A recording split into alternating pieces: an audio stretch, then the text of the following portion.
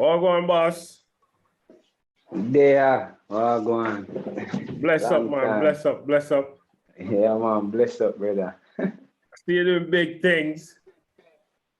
Yeah. Dropping percussion album. Is this a percussion album? No, it's not a percussion album. It's a project where take on a broader thing. More performance, songwriting. So where I get tonight. So welcome to World Music Views, boss. It's a pleasure to have you. We go back far. You were a part of my first ever show that I ever did. You were the lead band member, and I really appreciate you for that. You know, I really appreciate you coming through from them time there, and I respect the growth where you're going with it. It's very inspirational and good for the business, and good for where you come from and the schooling you got and all of that to have somebody like you representing on an international level. So big up, boss. Big up for all of that. All right. Give thanks, brother. So tell me, first of all, where you from? Like, how you got into music? Well, I grew up in St. Catherine, Portmore, between Portmore and Spanish Town. Church, you know, choir. I did do a whole heap of choir, singing in a church, leading choir and them thing there. And then I did fall in love with the drums when we reached grade 6, but I never started doing it till I reached 7th grade in a high school, where I did have my first drum teacher, which was Jardas Jones, who take pictures now. Yeah, him did teach me and thing, and Dash did choir. Yeah, Dash, yeah. Yeah, Dash, yeah. Yeah, and Dash the whole heap of work, man. Yeah, man. And so in a high school, we did the festival competitions as well. And I was honing the craft as a more of a vocalist, drummer.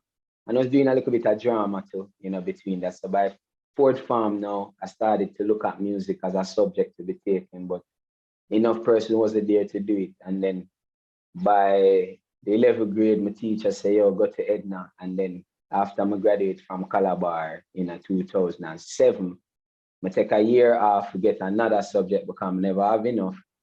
And I get the subject and enroll in Edna 2008. So I take off, after June 2007, I take the whole time there, go right back and then go into Edna September 2008, where now the real part of it starts, the theory and getting more into all music, where the elements of music and things like that. Yeah, by them time, them I meet man like Feluke, you see me? And you see me meet Feluke, and that transformed my life again because I never see a musician like him. And I was studying drums at the time at Edna. So my vocals was a second thing. And then I meet him, join him band, go to Grafton Studio, start to see Taurus Riley, likes of Taurus Riley, likes of Sharon and some people like those, and eventually start rub shoulders and work with them, Uncle Dean Fraser and them thing there. And then eventually now, after Edna, we meet a man named Chronixx, you know, 2013. You see me? And hold on, when I get to the Chronixx meetup, we'll soon get to the Chronixx meetup.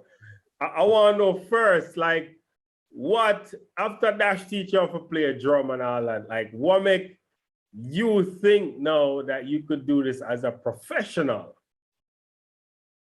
Well, we did so steep and down into the music. It clicked to us, the reason why you're so attracted to this is because your mother did do it. And even though my other siblings, which I have from my mother, is 3 of us. And my brother and my sister are bad singer them. And so it's like, me never really see myself as anyone to single out special. But then my sister one time asked me, what do you want to do after you're done high school? I said, I want to go study entertainment law. And she laughed. You see me? And she said, you don't want to do no law. All you watch all day is music. And all you talk about is this musician you rate and that musician. You must do music. And that is what pushed me. You see me? That is what pushed me to say Edna and the whole thing and see how this thing goes, you know? I mean, not the artist part, songwriting part, more of just do music. You see what I say? Like my calling. Yeah. So while you're at Edna, I know you must have worked with a lot of people. Who are some of the people? You mentioned Taurus Riley. Who are some of the people that you worked with prior to meeting Chronixx? We'll soon get into your Chronixx segment of Well, your career? well, may I talk the truth in terms of who I've worked with now from the beginning stages. So would have worked with when we just started now. We were blessed to start work with like man like Montana and Makian. You see what I say? And then we did start work with man like Siobhan.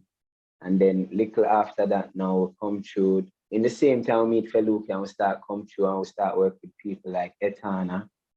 And then we start go to shows as percussion tech for like Shaggy and Friends and like work with what I say now, Half Pint and work with the Uncle Dean Fraser and work with Richie Spice.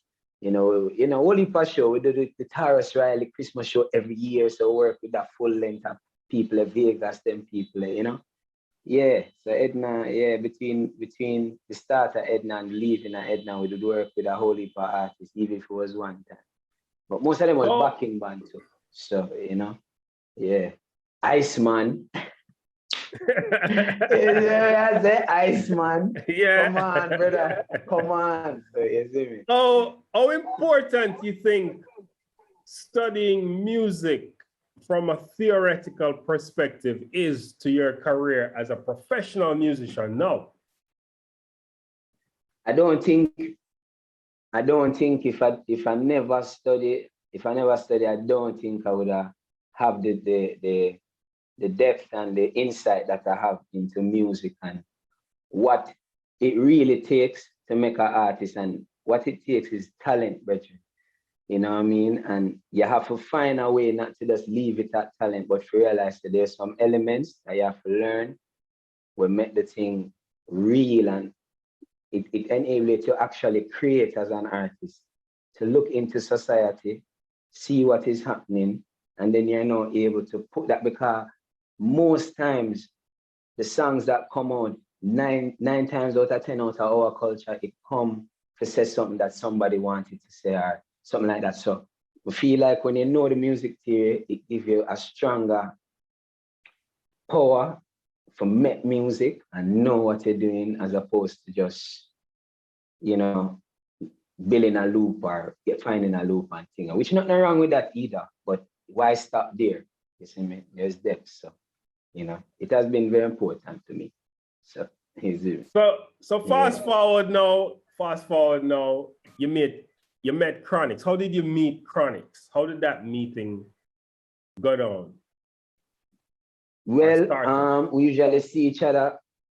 On the very active Kingston music scene that we used to have with the plug and players and Wiki Wackies and all these shows we keep a week time, and he will always say to me, yo, I'm rating on you, but we never talk for long, right? And then in 2012, I did a tour with Sharon Anderson as a drummer, the first ever little tour, and we do that. And when I was coming back, somebody called me and said, yo, we want to come play percussion on this show in where's Bourbon Beach? Negril, I think Negril. Yeah, in a Bourbon Beach. And we call it World Band. And we have played for a bag of artists. Anyway, when we reached the rehearsal, after we come on for the tour, Chronixx was in the rehearsal. Jesse Royal was in the rehearsal. Kabaka, Kelisa, Corofire, a whole heap of artists from them revival time. Anyway, we do the show.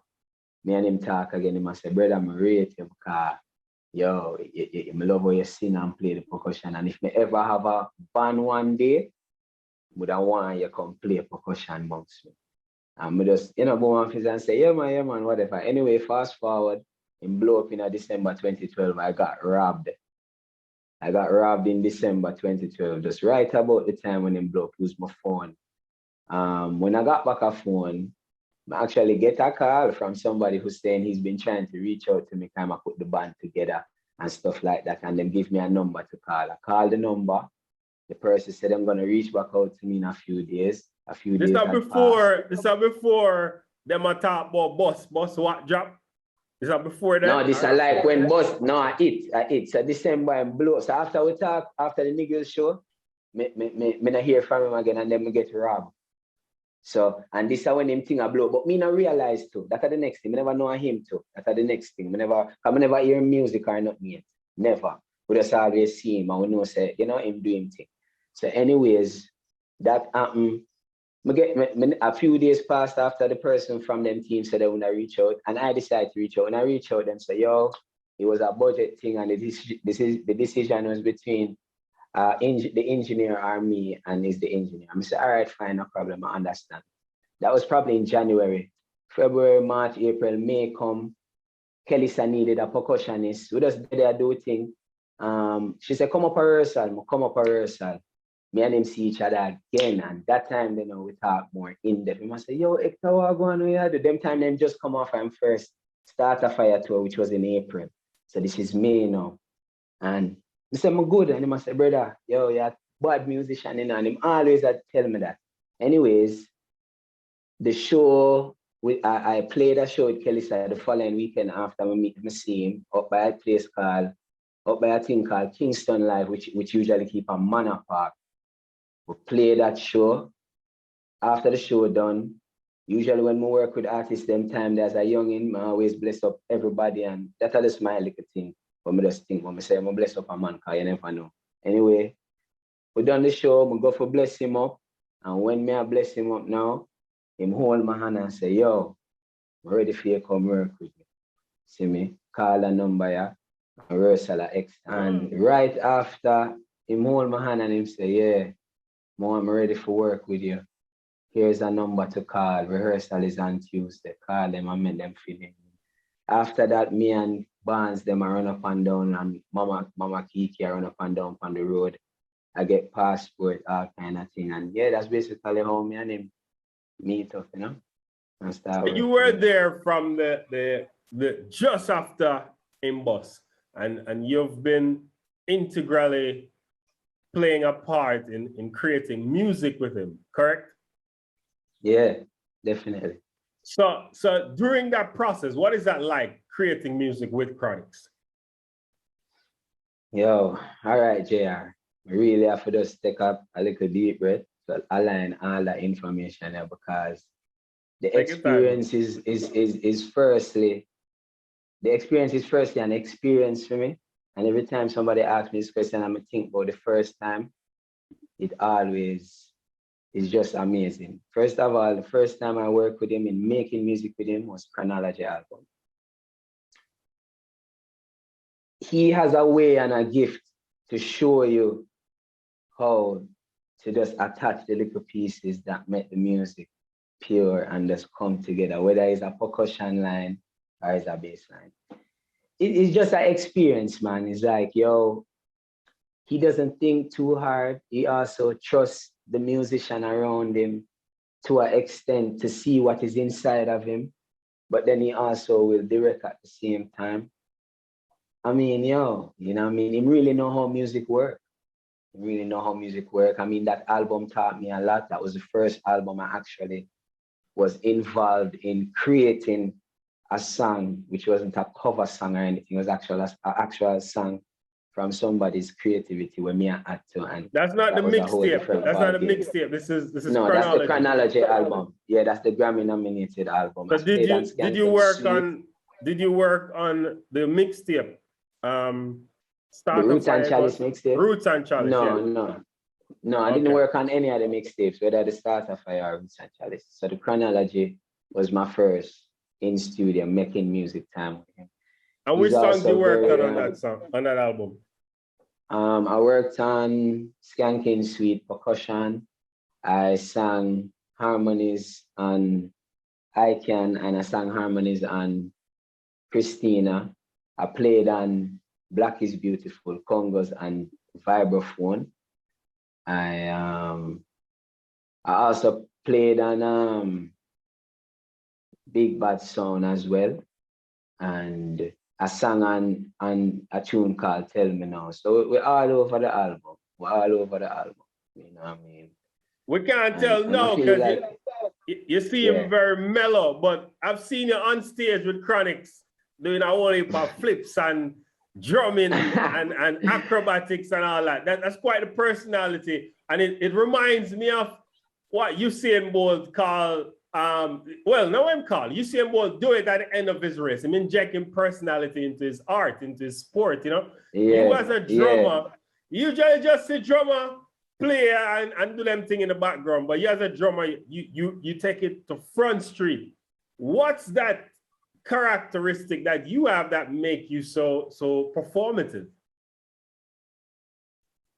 I'm a classic person, you know, and music, I play music from bass from how when I'm at my yard and I listen to music and how it sound in my head. So when I'm playing back the music, it's that same groove and everything. And then I would have probably say, yo, I'm a movement. I feel like I'm a person that can transition through movement or show. I don't know how to put it. Like, is there a movement inside of me where anytime the music go off, me know the right anchor and the right feel underneath it and the energy, you know, the dance you have to go with it, everything just comes, you know, and it's like, you know, it's a movement. I feel like, you know, we can't really explain it, you know what I mean? It's just a groove and just I would say a commitment to just how the music for sound to and, you know, the feeling and, you know, and an energy too. Cause you know, when I told Chronixx, you know, let me tell you something in a JR. It's a whole heap of new crowds we go in front of, you know, and the energy there was never a forced energy. But I feel like I'm glad say God met me that way there because without that energy they we couldn't break in front of certain crowd. Lauren Hill tour and them crowd there, you know. So I feel like it's just a movement, it's just like a thing in a way. It activates from the music, rather. I know what to do instinctively. Talking about tours, where's the most interesting place you've ever been on tour with Chronixx? Yo, Jano, most interesting. I would have to say Japan and Thailand, but I have to put the two of them. First, the people. In Japan, the people, I find that just how them live is a different way of how them communicate and live with each other and interact with each other on many levels from a business level to even a family level, you know. Yeah, Japan interesting, man. Japan, the technology, the movement, the forward thinking, how them work out things. You know, all we did in the banner where I say, yo, we would have spent a year at Japan just for inner the meditation. Because over there calm, like where we did go and stuff like that. Japan, man, and Thailand now. You know, me love like the Buddha temples and them things. They like when you land in Thailand, jail, me see a brother, me see a Buddha statue big like you see like a Megazord or a Power Ranger, but I swear it is so big. You drive on the highway and literally I see the big head with its face. So my friend say, yo, and we never get a chance to really go look on them things about yo, Thailand and Japan. Yo. Definitely, brother. But you come now with your own album. What album name? We don't have a name. We don't have no name. We don't have no name. I mean, the birth of this creative process and this compilation come through me and JLL meeting up. Again, the same kind of story, can't be lie. You know, we always see each other on different scene. Small healings. Yo, big up, brother, rate you. The same one night now at Dubwise. Sorry, not Dubwise, Dub Club. We decide to go somewhere after and visit a session. Come and say, where you do? And in friend I say, yo, you want to roll with me? I'm sorry, whatever. Anyways, in that time, I did a pray a whole heap of different thing of songwriting and working with producers. And I did a work with a whole heap of producers at the time too, where a lot of the songs never come to fruition. So would I probably voice it, but it now get mixed. And one point, me kind of discouraged, but then I said, no, because you're young and you're still a learner, and there's something why, you know, find a song or that style where them not, it's something why the song not hit it or why the song not connect to the producer where I give you my inspiration to do it. So I love it. I did all right. But I did feel like JLL was a youth where he have insight. And I did tell myself, say, all right, I want to be produced. I just want to be the voice. And so that night, then now fast forward. After we went to the session ended up never keep. So we go to Island Grill to get some food. Long and short, I just confront him and I say, my brother, I love if you produce me. Him did want it, We stay so by the next day, him send me a whole file with some rhythm, I write.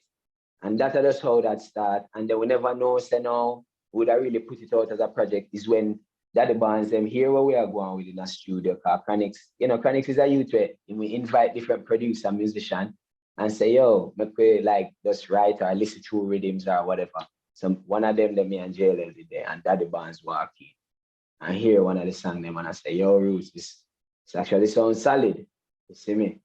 And so everything from there has kind of been just gathering together as it go by, gathering until now, you know, we're about to be the signee, the first signee to the label and stuff like that. So we don't really know the project name right now, but we have this song Ups and Downs where we are pushing and we are watching the stats and stuff. And you know, so far to get a good vibe, to get the type of vibe I was looking for, which is a conscious dancehall type of vibe, because I know what I'm saying and it is not necessarily the most choppy bars, but is what me I say based on my own struggle with me to go through, you see me, my own up and down, you see me. So Has music helped you to heal in this time and a former time? And I know you've been through stuff as well, and everybody been through stuff, but how has music helped you to heal?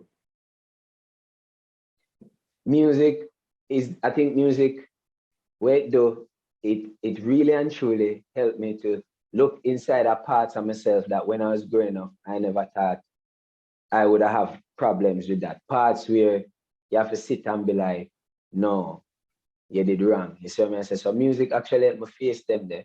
And the writing helped me to heal, because ups and downs, trust me, is a thing where when I write the song, then I feel like it was a failure. And we did in a little bit of think about the failure part and things I have not achieved as it and things like that. And then suddenly it clicked to me, say, well, when a man falls still and him not give up, him actually little after a while get up and rise. So me I say, yo, that come to me and I start write the song. So yeah, them things there's a therapy for me, really and truly. And I think it helped me to know who me is on a real level and not just something my mother tell me, so, oh, you're a good boy and whatever. Because it's something you grow up in them things. Because I'm a youth like that. Can we grow for a shelter? Nice. You never, you know what I mean? I think you can get angry or get real angry and all them things there. You know, certain thing in there you know. So it's like, you know, music helped me to deal with that all the time. Enough things I don't know about myself, especially since my mother gone, it been, you know what I mean? Some things I feel like, you know what I mean? I know what I do, I really don't know. But music kind of helped me to say, yo, you really don't know where you need to go, you know? So yeah, that. Yeah, I love that. So Yeah. so when you drop your album and you go on the road, you're gonna need a drummer boss. Okay, you're gonna be up front.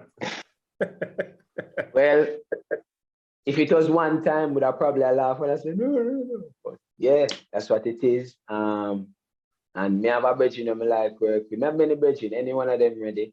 Me ready, because at the end of the day, JR, we're doing this for our mother because it is something I have to do as an educator of music, and just, you know what I mean, just in this time of living physically, I have to find a way to document.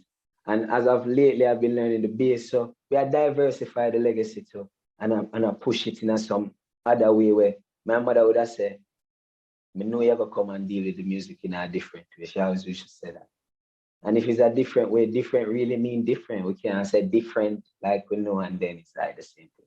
So I have to do it now. I'm not 31. You know the game go, brother. I'm not boss as a child artist, I'm boss as an adult, like very STEM probably. You know what I mean? So or not boss, but when I step out, you get me? So no at the time. Very boss on my 40, but legitimately you 40, already. and I'm 36. Legitimately, let's hear this legitimacy, because it's so interesting. Legitimately, if you're touring with a reggae superstar and making music with a reggae superstar, that's an opportunity 99% of the people who are in the industry want, you know, and you get to go to places. So my thing to you is just count your blessings and know that, yo, you've been privileged and to play an important part in the development of music in Jamaica. Before we go, what's your top 5? Give me your top 5 artists, dancehall, and your top 5 reggae artists. Thank you. All right, let's start with for dancehall. Capleton, Super Cat, Agent Sasko, Vibes Cartel, and to top it off, Jano, dancehall. May I go say, Shabaranks be the man. And then when it comes to reggae now, Bob Marley, Barbara Jones, Dennis Brown, John Holt, and Marcia Griffiths. Yeah. I have never heard somebody say Barbara Jones in their top 5. And that is all right, because here one, me deeply come to over the years since my mama's passed to appreciate her sound deeply. Because here what, it's not easy for us sing in a studio. It's not easy to maintain phrasing and sound in a studio. And that's why I'm glad me go to school. Because even though when me go to studio, no man never tell me, of course it's a breathing thing. Of course it's a phrasing thing. Of course it's a dynamics thing. And every tune you go sing out loud, and some tune I feel build up, and me have to big up my mother, because she do it. She had the person who was close to me when actually did it. She have records with brother. Maximum great delivery. She need a trophy. She did there yes and now, my praise her every day. She'd have to stop. Because when we're young, I don't know why. She exposed it, but she never exposed a lot. And I guess because she never get, Send our tune. We're gonna play it on World Music Views. No, man, I sent some tune, man. I sent some great tune, man. Yeah, man. There's an album called Barbara Jones Sings Covers in Reggae or something like that. Mad thing, some Dennis Williams. You want to hear them tune there, brother? Crazy. Send them, man. Send them. Yeah, man, I make 10 years deal with it. But yeah, brother, you see me? You don't know. Respect, man. I love this. I love your journey, Bridget. I love this way. These are things where this is why me coming out of the music industry. There's a moment, right, between obscurity and celebrity where an artist is transitioning. That is my favorite part of the industry. To see an artist move from unknown to known, like the magic that to me. Just like when they say Chronixx used to be a youth where come around and then like between him going on tour and come back, you're like, yeah, like that to me, that can only happen once in an artist's career, you know. It can't two times, you know. One time from obscurity to celebrity. And it's always a magical thing because it happens so often. Persons don't give it its credit, but it's the moment that defines an artist going forward, you know? And I really appreciate your moment right now and what you're doing, man. So big up yourself, Bridget. Yo, big up, brother. I'm glad you're there too, brother, because at the end of the day, that is the next thing. Even me stepping as an artist, I'm not really the bravest right now, but I'm brave, not towards singing and thing, but who is around me. So that's why I say, too, glad to say you're there, if you cover them things, because right for the show, you should be, because you say you would go on. So I say, so big up for that, brother. It's really the top platform right now. Ask anybody. Man. No, I've seen it, and I've seen people repost and screenshot and repost. I want to carry foolishness. It's real, authentic culture, you know, and everything fact check and we have exclusive interviews like with Hector. Yeah, man. Bless up, brother. Give thanks, brother. Thanks. So big up yourself, brother. Big up Chronixx, big up Bond every time. Yeah, man. Every time. Right. Yeah, Soul Circle. Yeah, don't know. Bless. All right, bless. Yeah, man. Yeah.